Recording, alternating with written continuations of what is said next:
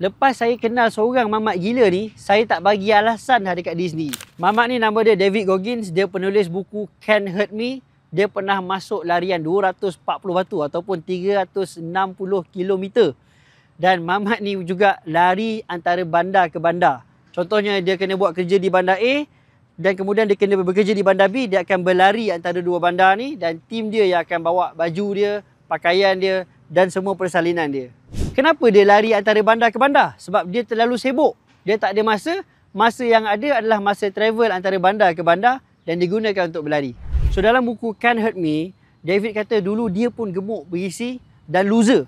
Sebab dia bagi alasan pada diri dia kenapa dia gagal. Sebab keluarga teruk, sebab tak ada support, tak ada itu, tak ada ini. Tapi lepas dia ubah, dia stop bagi alasan pada diri dia. Dia masuk Navy dan akhirnya sekarang jadi pakar motivasi. Jadi salah seorang komando yang terbaik dan juga ultra runner.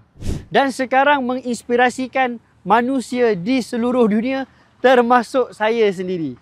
Jadi kalau anda tak suka kejayaan anda tak suka di mana anda berada, mungkin anda boleh bermula dengan berhenti bagi alasan pada diri sendiri.